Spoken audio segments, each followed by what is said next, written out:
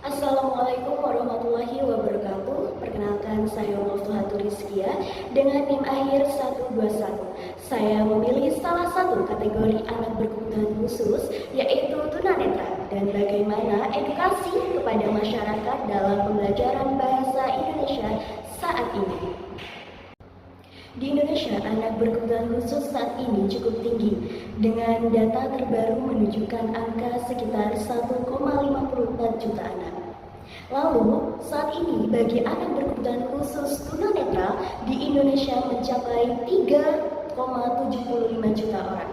Namun, data spesifik mengenai jumlah data berkebutuhan khusus tunanetra saat ini di usia sekolah masih sangat terbatas. Tetapi tidak semua anak memiliki kemampuan penglihatan yang sama. Namun setiap anak tetap berhak mendapatkan pendidikan yang layak. Nah, pada kesempatan kali ini saya Mulfahatur Rizkia akan membahas mengenai anak tunanetra dalam pembelajaran inklusi. Anak tunanetra adalah anak yang memiliki keterbatasan atau tidak dapat melihat secara optimal. Nah, kondisi ini yang membuat mereka menggunakan indera lain seperti pendengaran dan peraba untuk belajar dan beraktivitas seperti biasanya. Nah, meskipun memiliki keterbatasan penglihatan, anak tunanetra ini tetap memiliki kemampuan yang berpikir kritis yang sama seperti anak lainnya. Dalam proses pembelajaran, anak tunanetra dapat mengikuti kegiatan belajar seperti membaca, menulis, berdiskusi. Namun, mereka juga membutuhkan media khusus seperti huruf braille dan radio pembelajaran. Pembelajaran Braille permulaan. Braille adalah sejenis sistem tulisan sentuh yang digunakan oleh para penyandang tunanetra. Selain itu, menurut Sunanto, Braille adalah serangkaian titik-titik timbul yang dapat dibaca dengan perabaan jari oleh penyandang tunanetra. Simbol Braille dibentuk dari titik timbul yang dalam suatu susunan sebagai suatu unit yang disebut sel Braille. Sebuah sel Braille yang penuh terdiri atas 6 titik timbul yang terdiri dalam 2 kolom dan 3 baris. Posisi titik dalam sel diberikan nomor urut 1 sampai 6. Kombinasi titik di dalam sel Braille dapat digunakan untuk suatu huruf angka atau tanda baca, bahkan sebagai suku kata.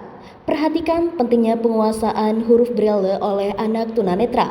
Dalam memperoleh informasi melalui tulisan diperlukan sebuah program pembelajaran khusus. Oleh karena itu, guru perlu menerapkan metode pembelajaran yang inklusif, seperti menggunakan buku braille. Lingkungan belajar juga harus aman dan tidak menghalangi mobilitas serta mendukung kemandirian siswa yang berkebutuhan khusus. Sebagai mahasiswa, kita memiliki peran penting dalam mendukung pendidikan anak inklusi. Nah, kita dapat meningkatkan pemahaman tentang anak tunanetra serta menghindari stigma negatif terhadap mereka. Nah, dengan sikap peduli dan inklusif, mahasiswa dapat menjadi bagian dari perubahan menuju pendidikan yang lebih adil. Mari kita sadari bahwa setiap anak memiliki potensi yang sangat luar biasa, meskipun dengan kondisi yang berbeda-beda.